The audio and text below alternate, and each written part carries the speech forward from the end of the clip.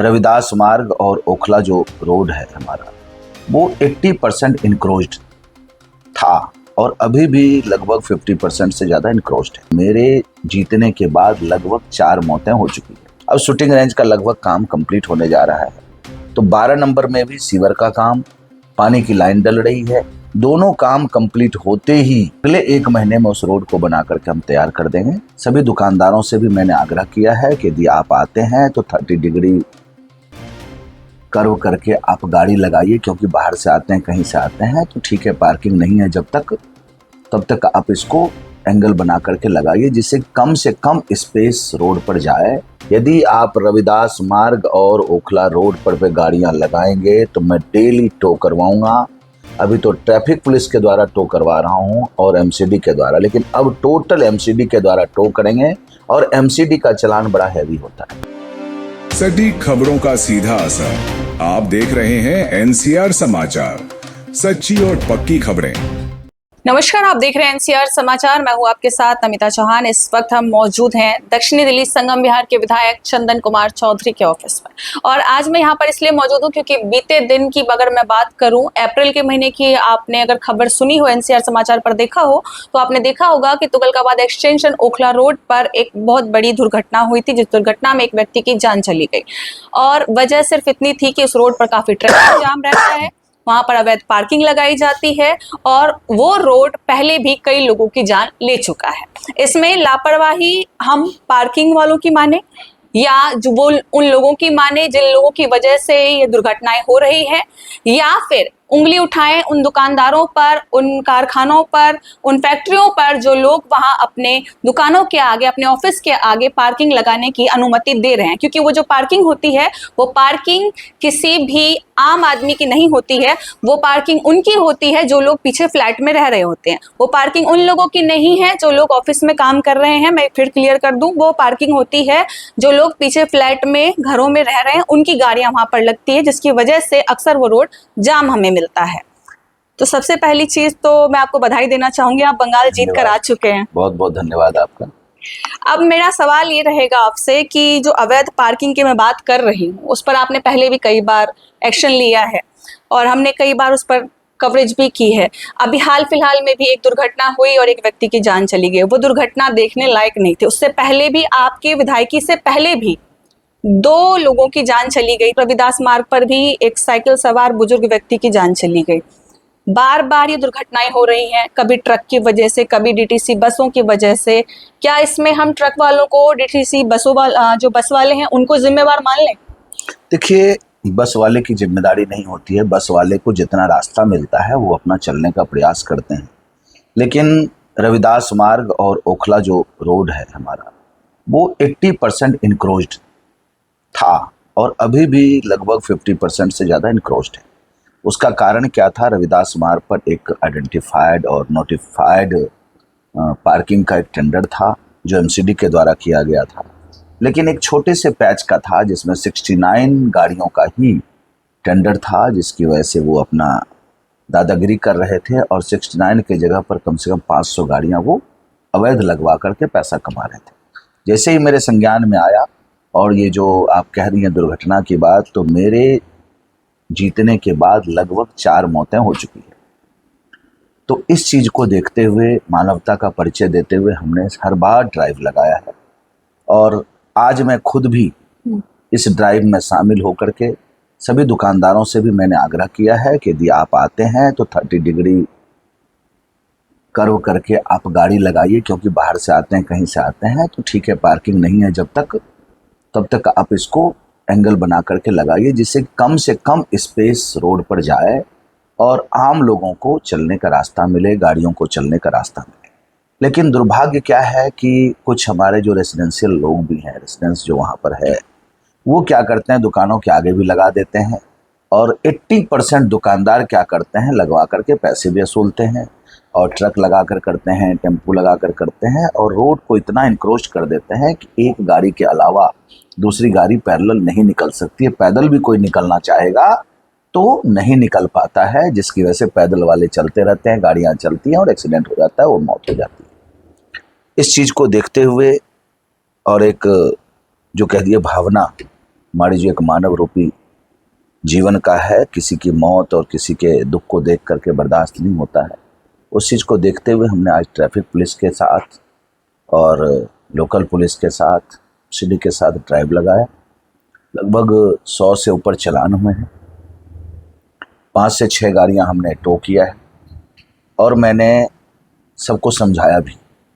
और आज फिर आपके मीडिया के माध्यम से सबको मैं आगाह कर रहा हूँ, यदि आप रविदास मार्ग और ओखला रोड पर पे गाड़ियां लगाएंगे तो मैं डेली टो करवाऊंगा।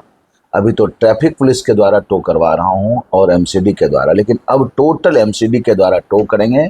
और एमसीडी का चालान बड़ा हैवी होता है। एमसीडी का चालान वेट के अनुसार से होता है, घंटे के अनुसार से होता है। यदि एक दिन गाड़ी रह गया तो कम से कम 50,000 का चालान मिनिमम है किसी गाड़ी का। और लोग इस चीज़ को मानने के लिए तैयार नहीं है, लेकिन आज जैसे लोगों से मेरी बात हुई, दुकानदारों से बात हुई, तो वो भी एग्री कर रहे हैं इस चीज़ को कि ठीक है सर, मैं इस चीज़ को आगे से ध्यान रखूँगा और व्यवस्थित ढंग से मैं पार्किंग करूँगा। और मैंने कहा है कि यदि लोड अनलोड करवाना हो तो आप रात में कीजिए, दिन में बिल्कुल लोड अनलोड नहीं होने दूंगा, क्योंकि यहाँ पर ट्रैफिक की दिक्कत है, आवाजाही की दिक्कत होती है। और मैं उस तरीके का आदमी नहीं हूँ, किसी को पैसे दे करके आप उगाही करवाओगे और मैं इस चीज़ को बर्दाश्त कर लूँगा। आम जनजीवन कितना सुगम हो उसी के लिए मैं जीता हूँ, उसी के लिए मैं मरता हूँ, ठीक है ना। और उसी को हम आगे ध्येय मान करके काम करेंगे। एमसीडी की आपने बात की, एमसीडी के नाम से ही एक पार्किंग रविदास मार्ग के पास, जो रविदास बस स्टैंड है उसके पास में ही एक छोटा सा बूथ बनाया हुआ है। उस पर एक पोस्टर लगा हुआ है कि आप कितनी देर में कौन सी गाड़ी का कितना चार्ज वो ले रहे हैं, कितनी देर खड़ा है। तो क्या वो एमसीडी की तरफ से नहीं है? क्या उन लोकल लोगों ने बना लिया वो? ये कब की बात कर रही हैं आप? ये मैंने हाल फिलहाल में भी देखा है। हाल फिलहाल नहीं, ये 1 हफ्ते पहले की बात हो कर रही है आप। जैसे मैं वेस्ट बंगाल था, जैसे मैं दिल्ली इन किया हूँ और आया हूँ, सबसे पहले उसी पर मैंने कार्रवाई करवाया है। और टोटल एमसीडी का बूथ से लेकर के टोटल बोर्ड हमने तुड़वा करके ड्राइव लगा करके एमसीडी से ही हटवा दिया है। ना तो कोई वहाँ बूथ है, ना तो कोई मीटर है, ना कोई एसी कमरा है, सब कुछ वहाँ से ख़त्म कर दिया हमने। अब सिर्फ वो जनता का हक है उस पर, और जनता ही वहाँ पर चलेगी। कोई गाड़ी नहीं लगेगा, कोई इंक्रोचमेंट नहीं होगा, ये आपसे वादा करता हूं। तो ये लोकल लोगों के द्वारा किया गया था? ये लोकल लोगों के द्वारा किया गया था, नहीं गया था मैं ये नहीं कह सकता हूँ, लेकिन ये माफियों के द्वारा किया गया था। पिछले 17 अप्रैल को हमने ये पार्किंग डिलीट करवा दिया। एक होता है कैंसिल करवाना, कोई अराजक तत्व है या गलत तरीके से पार्किंग कर रहा है या पैसे ज़्यादा वसूल रहा है, तो उसका डिलीट नहीं हो सकता, उसका कैंसिल होता है, फिर दूसरे को अलर्ट होता है।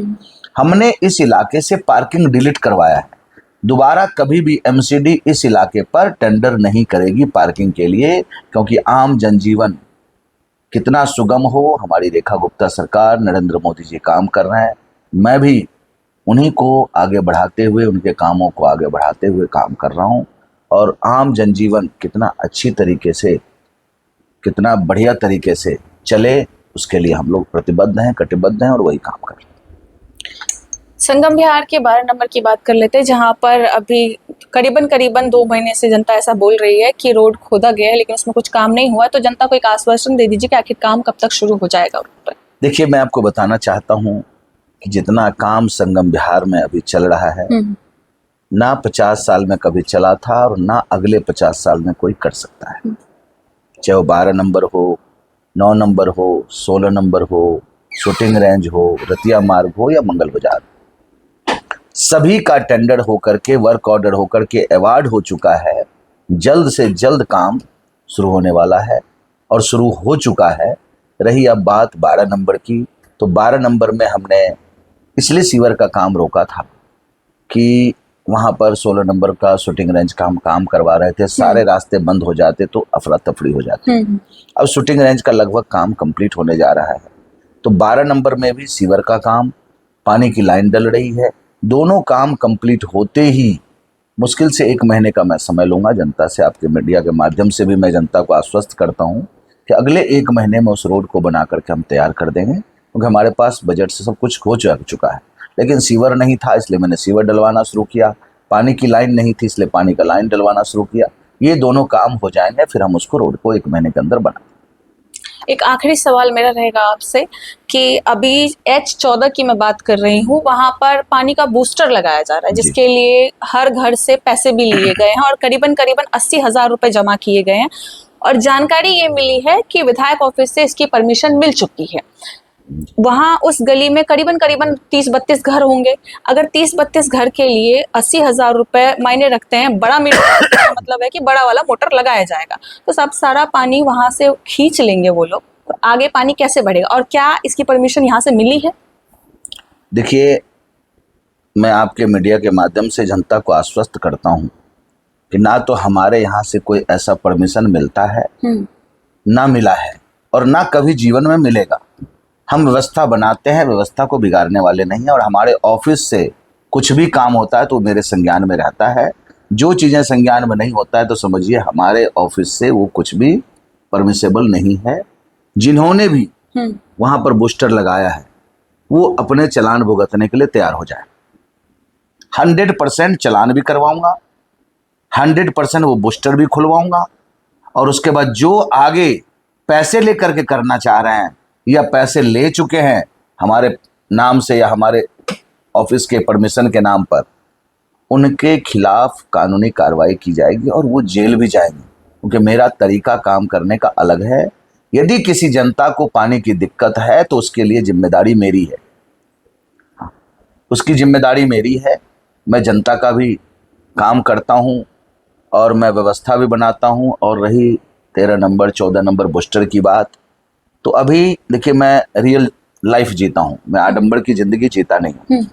विगत 3 महीने से कुछ अधिकारियों के द्वारा अव्यवस्था की गई थी, पानी का डिस्ट्रीब्यूशन गलत तरीके से किया जा गया था, पानी की मात्रा जो हमारे संगम विहार में आनी चाहिए वो बिल्कुल नहीं आ रही है।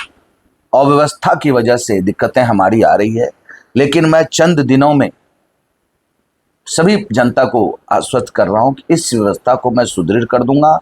सुचारू ढंग से घर घर में पानी पहुंचेगा और जो सोनिया विहार का पानी प्रेशर से नहीं आ रहा है उसके लिए हम वो गेट वॉल और बूस्टर भी लगा रहे हैं। प्रॉपर जहां तक पानी जा रहा था वहां तक प्रेशर से पानी जाएगा और सब लोगों को पानी मिलेगा, किसी को कोई भी दिक्कत नहीं होगी। और जो भी अभी बूस्टर लगाने का प्रयास कर रहे हैं, जिन्होंने लगा लिया है, वो बिल्कुल तैयार हो जाएं अपने ऊपर कार्रवाई करवाने के लिए, क्योंकि मैं छोड़ता किसी को नहीं हूँ, अपना हो पराया हो, जो गलत करेगा उसको मैं सजा दूंगा।